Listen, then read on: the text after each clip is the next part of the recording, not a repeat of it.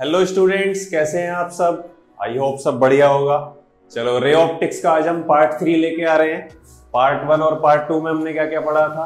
Optics पढ़ा था basic, 2 chapter ray optics wave optics हमें इसमें कवर करने हैं। प्लेन मिरर की स्टडी करी थी, रिफ्लेक्शन पढ़ा था क्या होता है, और 2 प्लेन मिरर्स के बीच में अगर ऑब्जेक्ट रखा है तो कितनी नंबर ऑफ इमेजेस बनेगी, इसके बारे में हमने पढ़ा था। और इसका एक शॉर्टकट मैंने आपको सिखाया था, क्रिस क्रॉस मेथड, और उस पर मैंने 2 क्वेश्चन भी दिए थे। आई होप आपने ट्राई किए होंगे। चलो, अब आपकी बुक में उसी क्रिस क्रॉस मेथड या जो सर्कुलर कंसेप्ट से हमारा वो मेथड बना था, उसका एक शॉर्टकट दिया हुआ है। देखो, पहले उसी के बारे में बात करते हैं। देखो, 360 बाय थीटा, ऐसा कुछ आपकी बुक में दिया हुआ होगा। 360 बाय थीटा, थीटा क्या है? जो 2 हमारे प्लेन मिरर्स थे, जो हमारे 2 प्लेन मिरर्स थे, उन दोनों प्लेन मिरर्स के बीच में जो एंगल था, दैट इज थीटा। अब ऑब्जेक्ट कहां होगा या ऑब्जेक्ट से जो एंगल बन रहे थे वो नहीं देखने हमें, वो नहीं देखने हैं। प्लेन मिरर M1 और प्लेन मिरर M2, उन दोनों के बीच में जो एंगल बन रहा होगा, दैट इज थीटा। ठीक है, 360 से हम उस थीटा को डिवाइड करेंगे, 360 को उस थीटा से डिवाइड करेंगे, तो जो आंसर निकल के आएगा n, अगर वो इवन है, अगर वो इवन है भाई, 360 से हम डिवाइड कर देंगे दोनों मिरर्स के बीच में जो एंगल है थीटा। अगर डिवाइड करके जो n निकल के आता है वो इवन है, तो नंबर ऑफ इमेज जो बनेगी, नंबर ऑफ इमेजेस जो बनेंगी वो बनेंगी n-1। ठीक है बेटा, जो भी n आएगा 360 बाई थीटा से निकल के जो भी वैल्यू आएगी, अगर वो इवन है तो नंबर ऑफ इमेजेस हमारी n-1, यानी जो भी वैल्यू आ रही होगी उसमें से एक कम कर देना, माइनस कर देना, उतनी नंबर ऑफ इमेजेस बनेगी। और थीटा क्या है? थीटा है दोनों मिरर्स के बीच का एंगल। ऑब्जेक्ट से M1 का कितना एंगल है या ऑब्जेक्ट से M2 का कितना एंगल है, वो हमें नहीं देखना। ठीक है, याद रखना इवन की कंडीशन, अगर n इवन आता है तो नंबर ऑफ इमेजेस n-1 बनेगी। फॉर एग्जांपल देखो, कोई एग्जांपल ले लेते हैं। जैसे कि अगर मैं बोलूं M1 M2 के बीच में थीटा हमें 90 डिग्री गिवन है, याद है 90 वाला केस किया था, नंबर ऑफ इमेजेस 3 आई थी। 360 बाय 90 कितना आया? 4। क्या करना है? n-1, 4 - 1 कितना आया? 3 नंबर ऑफ इमेजेस। किया था ना क्वेश्चन 90 डिग्री पे, 3 नंबर ऑफ इमेजेस बन रही थी। देखो वही एग्जांपल, ये भी एक शॉर्टकट है, लेकिन याद रखना कब? अगर n की वैल्यू इवन आती है तो। ठीक है बेटा, n की वैल्यू अगर इवन आती है तो हमारी नंबर ऑफ इमेजेस n-1 बनेगी। ठीक है, इतना क्लियर? कोई दिक्कत? चलो, ऑड के लिए देखते हैं। ऑड के लिए कंडीशन थोड़ी सी डिफरेंट है। अगर हमारा n ऑड आता है, यानी 360 को अगर हम थीटा से डिवाइड करें, 360 को अगर हम थीटा से डिवाइड करें तो जो भी वैल्यू आएगी n, अगर वो ओड आता है तो इसमें कंडीशन 2 बनती है। अगर सिमेट्री बन रही है तो अलग कंडीशन है, और अगर एसिमेट्री बन रही है तो अलग कंडीशन है। अगर सिमेट्री बन रही है तो अलग कंडीशन है, और एसिमेट्री बन रही है तो अलग कंडीशन है। अब ये सिमेट्री एसिमेट्री क्या है? देखो, जो प्लेन मिरर्स हमारे थे दोनों, उनके बीच में जो ऑब्जेक्ट रखा था, ऑब्जेक्ट अगर M1 से जितना एंगल है अल्फा और M2 से भी उतना ही एंगल है अल्फा, तो ये सिमेट्री है, यानी दोनों तरफ से सेम एंगल है, M1 से भी सेम एंगल और M2 से भी सेम एंगल, तो ये कंडीशन होगी सिमेट्री। तो अगर n की वैल्यू ऑड आती है और सिमेट्री की कंडीशन बन रही है तो नंबर ऑफ इमेजेस n-1 बनेगी। ठीक है बेटा, अगर n की वैल्यू ऑड आती है, यानी 360 को जब हम थीटा भी वही है, थीटा अभी भी M1 और M2 के बीच का एंगल है। अगर थीटा से डिवाइड कर दे 360 को, और n जो आता है हमारा, अगर वो ओड आता है, और उसमें भी फिर 2 कंडीशन है। अगर ऑब्जेक्ट सिमेट्रिकल है, यानी दोनों मिरर से सेम एंगल पर है, तो नंबर ऑफ इमेजेस n-1 बनेंगी। लेकिन अगर सिमेट्री नहीं है या एसिमेट्री है, यानी यहां से एंगल अलग है अल्फा और यहां से एंगल अलग है बीटा, M2 से अलग एंगल पे है ऑब्जेक्ट और M1 से अलग एंगल पर है, यानी एसिमेट्री हो रही है, सिमेट्री नहीं बन रही है, तो नंबर ऑफ इमेजेस n ही रहेंगी। ठीक है बेटा, जितना भी हमारा n आ रहा था इसका मतलब उतनी ही नंबर ऑफ इमेज रहेगी, यानी सिमेट्री में एक इमेज कम हो जाती है जितना भी n आया था, n-1, जो इवन का केस भी था, सेम एज इट इज। लेकिन अगर एसिमेट्री होता है, दोनों तरफ से सेम एंगल नहीं है, तो नंबर ऑफ इमेज n बनेगी। ठीक है बेटा, ये आपकी बुक का मेथड है, बाकी ये वही है क्रिस क्रॉस मेथड से जो हमने क्वेश्चन किए थे, उससे भी वही आंसर आएंगे, इससे भी वही आंसर आएंगे, सर्कुलर कंसेप्ट से करोगे उससे भी वही आंसर आएंगे। तीन मेथड आपको बता दिए हैं बेटा, जो भी अच्छा लगे उससे आप आंसर निकाल सकते हो। इस मेथड को आप तब नहीं लगा पाओगे जब n की वैल्यू अगर होल नंबर ना आ रही हो तो, यानी थीटा अगर 360 से डिविजिबल ना हो और n की वैल्यू होल नंबर ना आए तो ये मेथड आप नहीं लगा पाएंगे। फिर आप किससे करोगे? वही अपना शॉर्टकट क्रिस क्रॉस मेथड से करेंगे। चलो ठीक है बेटा, नोट करते रहो। चलो ये तो हो गया नंबर ऑफ इमेजेस की कहानी। आज पढ़नी है हमें velocity in plane mirror. Velocity in plane mirror, जैसे कि हमारी बात हुई थी, अगर प्लेन मिरर, कोई प्लेन मिरर है और उसके सामने कोई ऑब्जेक्ट रखा है और वो ऑब्जेक्ट अगर किसी वेलोसिटी से मूव करे, एक प्लेन मिरर है, प्लेन मिरर के सामने ऑब्जेक्ट रखा है, अभी ये ऑब्जेक्ट किसी वेलोसिटी से मूव करे, इधर करे, ऊपर नीचे कहीं भी जाए, तो इमेज की वेलोसिटी कितनी होगी? इस चीज के बारे में आज ये वीडियो जाने वाली है, इसी पे हम बात करेंगे। तो हेडिंग डालते हैं velocity in plane mirror. Plane mirror में वेलोसिटीज क्या क्या होंगी ऑब्जेक्ट की, या ऑब्जेक्ट की वेलोसिटी से इमेज की वेलोसिटी पे क्या फर्क पड़ने वाला है, वो आज हम देखेंगे। सबसे पहला केस इसमें देखते हैं, अगर ऑब्जेक्ट मूव कर रहा हो, object moves perpendicular to mirror. अगर ऑब्जेक्ट मिरर के परपेंडिकुलर मूव कर रहा हो, यानी इस डायरेक्शन में या इस डायरेक्शन में, तो इमेज की वेलोसिटी पे क्या फर्क पड़ेगा? एक तो ये देखने वाले हैं, फिर पैरेलल के लिए भी देखेंगे, और फिर अलग से किसी डायरेक्शन में जाए उसके लिए भी बात करेंगे, सबके लिए बात करेंगे। सपोज इससे कुछ डिस्टेंस पर हमारा एक ऑब्जेक्ट रखा हुआ है, कितनी डिस्टेंस पर? सपोज x डिस्टेंस पर इससे दूर एक ऑब्जेक्ट रखा हुआ है, तो इसकी एक इमेज बनेगी उतनी ही डिस्टेंस पर, इसको हमने नाम दिया I। ये बात आप बहुत अच्छे से जानते हैं, प्लेन मिरर जितनी दूर ऑब्जेक्ट रखते हैं प्लेन मिरर से, प्लेन मिरर उतनी ही दूर उसकी इमेज बनाता है। ये डिस्टेंस अगर x है, सपोज मैं इसको y ले लेता हूं, तो ऑब्जेक्ट से जितनी दूर, प्लेन मिरर से जितनी दूर ऑब्जेक्ट होता है, प्लेन मिरर से उतनी ही दूर इमेज बनती है। तो क्या x और y इक्वल नहीं है? बिल्कुल है। तो लिख लेते हैं x is equals to y। भाई ये डिस्टेंस और ये डिस्टेंस दोनों आपस में इक्वल है, क्योंकि जितनी दूर ऑब्जेक्ट होता है उतनी ही दूर इमेज बनती है। चलो अच्छा, ऑब्जेक्ट किसी वेलोसिटी से मूव कर रहा है, सपोज vo ले लेते हैं ऑब्जेक्ट की वेलोसिटी।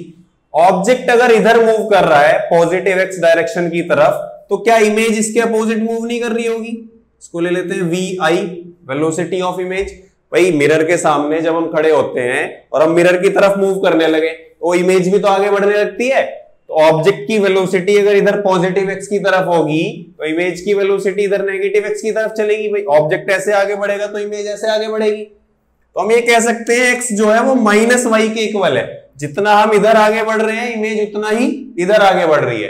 तो x और y डिस्प्लेसमेंट में तो इक्वल है, डिस्टेंस तो दोनों की इक्वल है, लेकिन दोनों क्या है? अपोजिट डायरेक्शन में मूव करते हैं। तो x जो है वो माइनस y के इक्वल हुआ। अगर मैं कहूं इस इक्वेशन को डिफरेंशिएट कर दो, differentiate with respect to t, time के रेस्पेक्ट में। भाई टाइम के रेस्पेक्ट में वेलोसिटी चेंज हो रही है ऑब्जेक्ट की, जैसे जैसे ऑब्जेक्ट की हो रही है वैसे वैसे टाइम के रेस्पेक्ट में इमेज की वेलोसिटी चेंज हो रही है।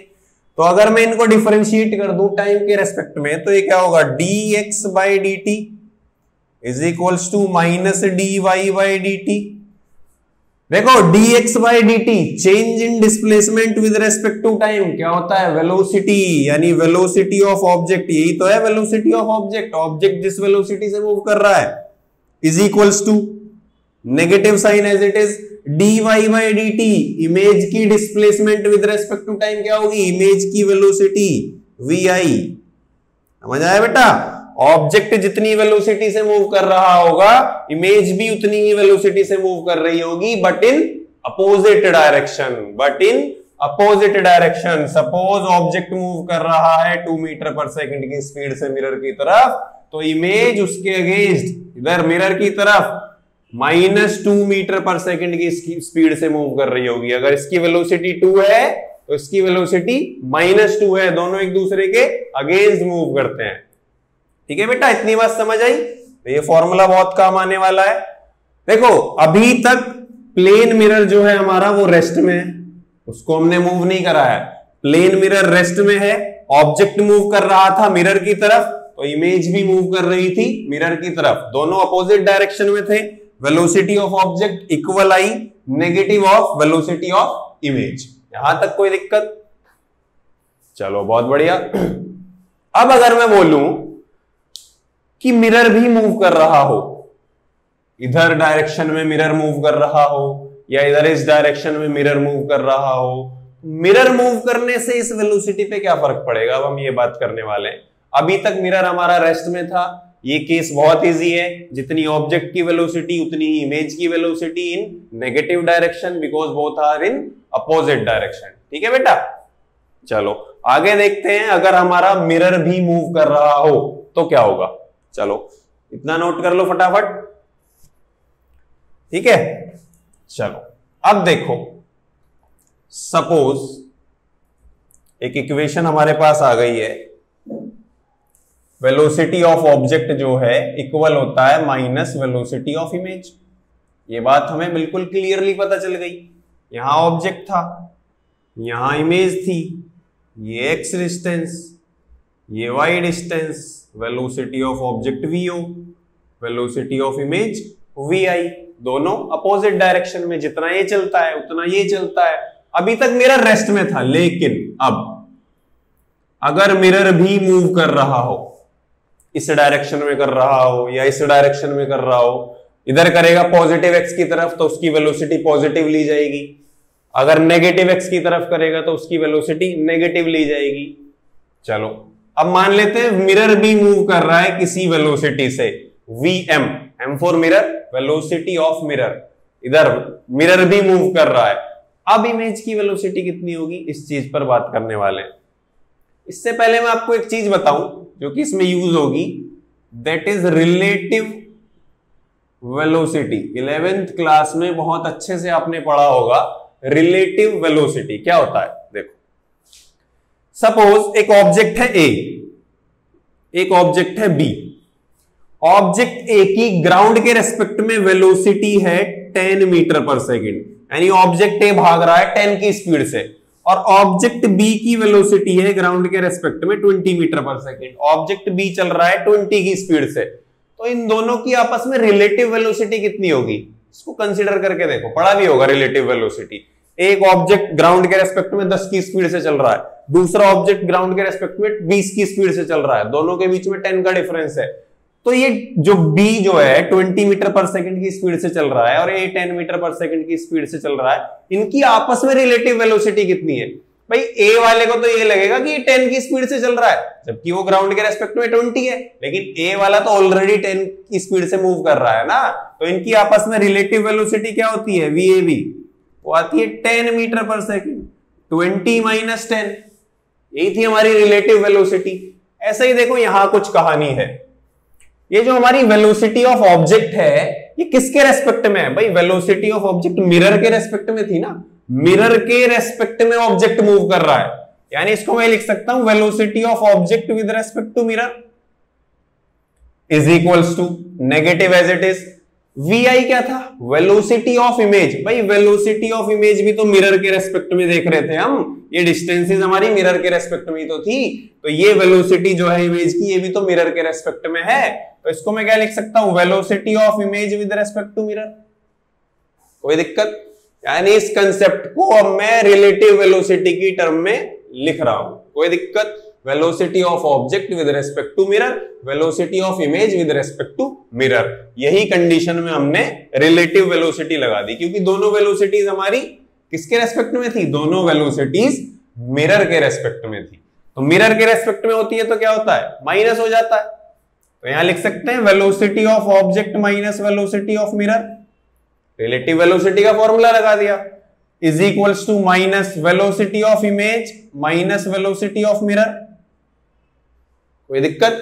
दोनों तरफ रिलेटिव वेलोसिटी का फॉर्मूला लगा दिया, जो एग्जांपल मैंने अभी आपको बताया। ठीक है बेटा, अब माइनस से अंदर वाला साइन चेंज हो जाएगा, velocity of object minus velocity of mirror is equals to minus velocity of image plus velocity of mirror. कोई दिक्कत? इसको अगर इधर ले जाएं ये पॉजिटिव हो जाएगा, इसको इधर ले आए ये भी पॉजिटिव हो जाएगा, तो कह सकते हैं velocity of mirror plus velocity of mirror is equals to velocity of object plus velocity of image. VM VM जुड़ के क्या होगा? 2vm is equals to vo plus vi। Velocity of mirror कितना आया? Velocity of object plus velocity of image by 2। तो यहां से हम निकाल सकते हैं, अगर मिरर की वेलोसिटी भी गिवन हो, ऑब्जेक्ट की वेलोसिटी भी गिवन हो, तो इमेज की वेलोसिटी यहां से निकाली जा सकती है, या इमेज की गिवन हो, मिरर की गिवन हो तो ऑब्जेक्ट की निकाली जा सकती है, या दोनों की गिवन हो तो मिरर की निकाली जा सकती है। तो ये एक रिलेशन हमारा आ गया velocity of object, velocity of image और वेलोसिटी ऑफ मिरर के बीच में। ये फॉर्मूला तब लगेगा जब कंडीशन क्या होगी? मिरर भी मूव कर रहा हो किसी वेलोसिटी से, और अगर मिरर हमारा रेस्ट में है तो फिर सिंपल हमारा फॉर्मूला है, जितनी वेलोसिटी ऑब्जेक्ट की उतनी ही वेलोसिटी इमेज की। कोई दिक्कत बेटा? लेकिन अगर मिरर मूव कर रहा होगा तो ये वाला फॉर्मूला हम यूज करेंगे जो हमने रिलेटिव वेलोसिटी से बनाया है। अब मिरर इस डायरेक्शन में मूव कर रहा हो तो पॉजिटिव वेलोसिटी, और इस डायरेक्शन में कर रहा हो नेगेटिव एक्स की तरफ तो नेगेटिव लेनी है उसकी वेलोसिटी। यानी फॉर्मूले में साइन कन्वेंशन के साथ ही वैल्यूज हमें रखनी है। कोई दिक्कत? चलो नोट कर लो, यह एक एग्जांपल करते हैं। देखो एग्जांपल देखो, सपोज ऑब्जेक्ट मूव कर रहा है इधर पॉजिटिव एक्स डायरेक्शन में 2 मीटर पर सेकंड की स्पीड से, और मिरर भी मूव कर रहा है उसी डायरेक्शन में 3 मीटर पर सेकंड की स्पीड में। तो इमेज की वेलोसिटी कितनी होगी ये फाइंड करना है। ठीक है, ऑब्जेक्ट मूव कर रहा है 2 मीटर पर सेकंड से इस डायरेक्शन में, मिरर भी उसी डायरेक्शन में मूव कर रहा है 3 मीटर पर सेकंड की वेलोसिटी से। तो इमेज की वेलोसिटी कितनी होगी ये फाइंड करना है। छोटा सा एग्जांपल है, vo दिया हुआ है 2 मीटर पर सेकंड, vm दिया हुआ है 3 मीटर पर सेकंड, और vi फाइंड करना है। ये रहा हमारे पास फॉर्मूला, फटाफट वैल्यूज रखो। क्या होगा? vi का फॉर्मूला क्या बन रहा है? 2vm माइनस vo, यानी 2 into 3 माइनस vo कितना है? 2, 3 2 जा 6 माइनस 2 मीन्स 4 मीटर पर सेकंड होगी इमेज की वेलोसिटी। अगर ऑब्जेक्ट इधर 2 की स्पीड से चल रहा है, मिरर भी 3 की स्पीड से इधर ही चल रहा है, तो इमेज की वेलोसिटी भी कितनी आई? 4 मीटर पर सेकंड। कैसी? पॉजिटिव, यानी इमेज भी उधर की तरफ ही मूव कर रही होगी। ठीक है, इमेज की वेलोसिटी अगर नेगेटिव आती मीन्स नेगेटिव एक्स की तरफ मूव कर रही है, यानी ऑब्जेक्ट के अपोजिट। अब पॉजिटिव आई है तो ऑब्जेक्ट के जिधर ऑब्जेक्ट मूव कर रहा है उधर ही इमेज मूव कर रही है। ठीक है बेटा, नोट कर लो, कोई दिक्कत? और न्यूमेरिकल्स करना इस पे बार बार के, आगे कंटिन्यू करते हैं। चलो बेटा, हो गया नोट? तो ये थी कहानी, अगर ऑब्जेक्ट प्लेन मिरर के परपेंडिकुलर मूव कर रहा हो और मिरर भी मूव कर रहा हो तो क्या होगा। उसके लिए हमने दोनों फॉर्मूले बना लिए हैं, जब मिरर रेस्ट में होगा और जब मिरर मूव कर रहा होगा। अब बात करते हैं, अगर हमारा object, if object moves parallel to the plane mirror, अगर हमारा ऑब्जेक्ट प्लेन मिरर के पैरेलल मूव कर रहा होगा तो क्या होगा। देखो, परपेंडिकुलर की जगह अब सेकंड केस आता है। अगर हमारा object moves parallel to the mirror, एक प्लेन मिरर है, प्लेन मिरर के सामने ऑब्जेक्ट रखा हुआ है, प्लेन मिरर से उसकी डिस्टेंस सपोज x है, तो जितनी दूर ऑब्जेक्ट उतनी ही दूर कहीं इमेज बन रही होगी, उसको y मान लेते हैं, x और y इक्वल थे। लेकिन इस बार कहानी परपेंडिकुलर की नहीं है, इस बार कहानी है अगर ऑब्जेक्ट पैरेलली मूव कर रहा हो, यानी ऑब्जेक्ट की वेलोसिटी कुछ ऊपर की तरफ हो, v हो, ऊपर की तरफ ऑब्जेक्ट मूव कर रहा है, तो इमेज भी ऊपर की तरफ जा रही होगी। यहां तो कोई फर्क पड़ने वाला है ही नहीं भाई, परपेंडिकुलर में तो थोड़ी दिक्कत थी भाई, मिरर भी मूव कर रहा है तो इमेज की डिस्टेंस क्या होगी, यहां तो कोई दिक्कत ही नहीं है, ऑब्जेक्ट ऊपर की तरफ चल रहा है तो इमेज भी ऊपर की तरफ चल रही है, ऑब्जेक्ट नीचे की तरफ चल रहा है तो इमेज भी नीचे की तरफ चलेगी भाई, दोनों सेम डायरेक्शन में मूव करेंगे, दोनों सेम वेलोसिटी से मूव करेंगे, तो यहां तो VO और VI दोनों क्या है, इक्वल है, जितनी वेलोसिटी ऑब्जेक्ट की होगी उतनी ही वेलोसिटी इमेज की होगी, कोई दिक्कत, बहुत सिंपल केस है। पैरेलल का केस बहुत सिंपल है, जितना ऑब्जेक्ट मूव करेगा ऊपर उतनी ही इमेज मूव करेगी ऊपर, या ऑब्जेक्ट नीचे की तरफ पैरेलली मूव करेगा तो इमेज भी नीचे की तरफ पैरेलल मूव करेगी, तो वेलोसिटी ऑफ ऑब्जेक्ट और वेलोसिटी ऑफ इमेज तो दोनों बराबर होंगी। चलो अगर हम बात करें कि मिरर भी मूव कर रहा हो पैरेलली ऊपर किसी वेलोसिटी से vm, मिरर भी अगर ऊपर मूव कर रहा है, ऑब्जेक्ट भी ऊपर मूव कर रहा है, इमेज भी ऊपर मूव कर रही है, तो भी कोई फर्क नहीं पड़ने वाला, तो भी क्या फर्क पड़ेगा बेटा, कोई फर्क नहीं पड़ने वाला। मिरर अभी भी तो डिस्टेंस उतनी है, मिरर मूव ऊपर नीचे करे या ऑब्जेक्ट, तो वेलोसिटी तो सेम ही रहनी है, कोई फर्क नहीं पड़ने वाला, इस चीज से कोई दिक्कत। चलो एक फॉर्मूला ये हो गया, एग्जाम्पल इसका भी ले लेते हैं। सपोज 2 मीटर पर सेकंड से ऑब्जेक्ट ऊपर की तरफ मूव कर रहा है, VO दिया हुआ है, तो VI कितना होगा, VI भी 2 मीटर पर सेकंड होगा, बहुत इजी सा खेल है, जितनी वेलोसिटी से ऑब्जेक्ट उतनी वेलोसिटी से इमेज मूव करती है पैरेलल टू द प्लेन, ये बहुत सिंपल केस है। अब परपेंडिकुलर हमने पढ़ लिया, पैरेलल हमने पढ़ लिया, अब अगर बात की जाए, देखना ध्यान से, अगर बात की जाए कि ऑब्जेक्ट कुछ इस डायरेक्शन में मूव कर रहा है, सपोज यहां कोई ऑब्जेक्ट है O और उसकी डायरेक्शन कुछ ऐसी है, ये है वेलोसिटी ऑफ ऑब्जेक्ट, और परपेंडिकुलर से उसका एंगल दिया हुआ है, परपेंडिकुलर लाइन से सपोज 45 डिग्री, और वेलोसिटी ऑफ ऑब्जेक्ट ले लेते हैं सपोज कुछ भी 2√2 मीटर पर सेकेंड। सपोज ये ऑब्जेक्ट अब परपेंडिकुलर से 45 डिग्री एंगल पर 2√2 की वेलोसिटी से मूव कर रहा है। अब ना तो ये परपेंडिकुलर का केस है ना ही ये पैरेलल का केस है, अब क्या करें। और सपोज मिरर हमारा रेस्ट में है, पहले रेस्ट की कंडीशन लेते हैं, मिरर हमारा रेस्ट में है, ऑब्जेक्ट 2√2 वेलोसिटी से मूव कर रहा है परपेंडिकुलर लाइन से 45 डिग्री एंगल पर। अब ना तो परपेंडिकुलर की कंडीशन है ना ही पैरेलल की कंडीशन है, तो बेटा 11th क्लास वेक्टर याद करो, कंपोनेंट ब्रेक करने सीखे होंगे। अगर हम इसके कंपोनेंट ब्रेक कर दें भाई, जिस एक्सिस से जुड़ा हुआ है उस पे क्या लेते हैं कॉस, तो इधर क्या आएगा VO cos थीटा, दूसरी एक्सिस पे क्या आएगा VO sin थीटा, VO कितना है 2√2, cos 45 की वैल्यू, cos 45 क्या होता है बेटा 1/√2, cos 45 1/√2, √2 से √2 कटा, तो ये वाला कंपोनेंट कितना आ गया 2 मीटर पर सेकेंड। ऐसे V0 sin theta 2√2 into sine 45 भी 1/√2, √2 से √2 कटा, ये वाला कंपोनेंट भी कितना है 2 मीटर पर सेकेंड। अब हमारे पास परपेंडिकुलर कंपोनेंट भी है 2 मीटर पर सेकेंड और पैरेलल कंपोनेंट भी है 2 मीटर पर सेकेंड, तो यहां कहीं इसकी इमेज होगी। परपेंडिकुलर वाला केस देखो, जितनी ऑब्जेक्ट की वेलोसिटी नेगेटिव में उतनी ही इमेज की वेलोसिटी, तो VI कितना आ जाएगा -2 मीटर पर सेकेंड, यानी इधर की तरफ ये ऑब्जेक्ट मूव कर रहा होगा 2 मीटर पर सेकेंड से।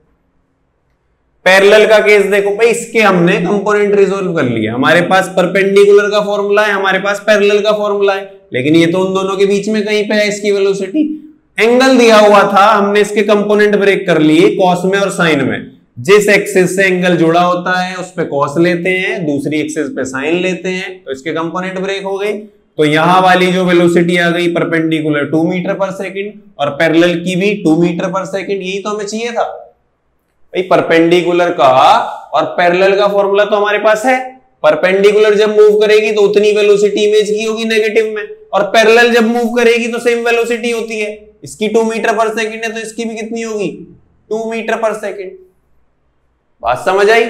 एक ये आ गई, परपेंडिकुलर की वेलोसिटी 2 मीटर पर सेकंड इस डायरेक्शन में, पैरेलल की वेलोसिटी आ गई 2 मीटर पर सेकंड इस डायरेक्शन में। लेकिन अब ये दो अलग अलग डायरेक्शन जो आई हैं वेलोसिटी ऑफ इमेज की, इनका रिजल्टेंट चाहिए होगा।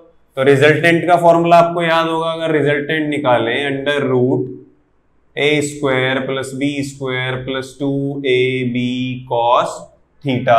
थीटा कितना बन रहा है दोनों के बीच में, 90 डिग्री। तो 2ab का तो खेल ही खत्म, कॉस 90 क्या होता है, 0।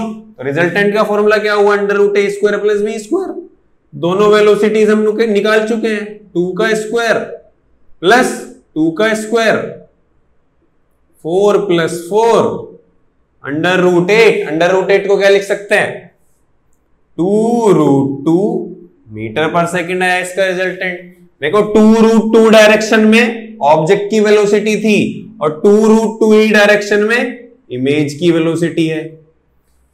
उसी डायरेक्शन में, जिस डायरेक्शन में परपेंडिकुलर से 45 पे ऑब्जेक्ट की वेलोसिटी थी 2 रूट 2, शायद उसी एंगल पर 2 रूट 2 हमारा आ रहा है। अभी एंगल भी हम यहां से निकाल लेंगे। एंगल निकालते थे अल्फा क्या होता था, क्या होता है angle, tan alpha. tan alpha perpendicular upon base, perpendicular upon base. Perpendicular कितना है, 2 अपॉन बेस कितना है, 2। 2 से 2 कटा 1, tan अल्फा कितना आया, 1। Alpha is equals to tan inverse 1, और tan इनवर्स 1 का मतलब 45 डिग्री। 45 डिग्री पे tan 1 देता है वैल्यू, कोई दिक्कत। चलो तो ये एंगल हमारा कितना आ गया, 45 डिग्री। देखो जरा 45 डिग्री पे ही तो ऑब्जेक्ट की वेलोसिटी थी परपेंडिकुलर से 2 रूट 2। इमेज की वेलोसिटी भी 45 डिग्री पे ही आई है, कितनी, 2 रूट 2 मीटर पर सेकंड। समझ गए? जितनी ऑब्जेक्ट की वेलोसिटी थी उतनी ही इमेज की वेलोसिटी आई है। लेकिन हर कंडीशन में ऐसा नहीं होगा। ये कब है, जब मिरर हमारा रेस्ट में है। अगर मिरर भी मूव कर रहा होता किसी वेलोसिटी से तो हम ये वाला फॉर्मूला यूज नहीं करते। कौन सा फॉर्मूला यूज करते, Vm is equals to V naught plus Vi, यानी velocity of object plus velocity of image by 2। यहां से हम निकालते वेलोसिटी ऑफ इमेज कुछ आती, आगे की कहानी कुछ और होती, वो एग्जांपल्स और करेंगे तो समझ आ जाएगा। ये था जब ऑब्जेक्ट या प्लेन मिरर रेस्ट में होगा और परपेंडिकुलर और पैरेलल ना मूव करके ऑब्जेक्ट किसी और डायरेक्शन में होगा, किसी कोई एंगल दिया हुआ होगा, कुछ नहीं करना, उसके कंपोनेंट ब्रेक कर लो। परपेंडिकुलर पे और पैरेलल लाइन पे जिससे एंगल जुड़ा हुआ है उस पे कॉस, दूसरी पे साइन आ जाएगा। अब कहानी आगे की आसान है जो हमने अभी तक की है। परपेंडिकुलर के लिए हमारे पास फॉर्मूला है वो निकाल लिया, पैरेलल के पास हमारे लिए फॉर्मूला है वो निकाल लिया, और एंगल निकाल लिया रिजल्टेंट के फॉर्मूले से, और यहां से इन दोनों का रिजल्टेंट भी निकाल लिया। ठीक है बेटा, समझ आया क्वेश्चन? नोट कर लो और प्रैक्टिस करना ऐसे ही क्वेश्चन की ओर। और क्वेश्चन लेके मिलते हैं, नेक्स्ट वीडियो में मिलेंगे। वेलोसिटीज पे और भी क्वेश्चन करने हैं क्योंकि अभी मिरर भी मूव करेगा, जैसे कि हमारा वादा है। ज्यादा बड़ी बड़ी हम वीडियोस बनाएंगे नहीं, छोटी छोटी वीडियोस में कवर करेंगे। तो जितना इस वीडियो में कवर किया है इन पे और न्यूमेरिकल्स ट्राई करना। नेक्स्ट वीडियो में लेके आएंगे, अगर ये मिरर भी मूव कर रहा हो तो वेलोसिटी क्या होगी, अगर किसी एंगल पर ऑब्जेक्ट चल रहा है तो इमेज की वेलोसिटी क्या होगी, वो सब फाइंड करेंगे। और फिर प्लेन मिरर यहाँ हमारा एंड हो जाएगा और फिर हम स्फेरिकल मिरर्स की स्टडी करेंगे। ठीक है बेटा, ऑल द बेस्ट, पढ़ते रहो। Thank you.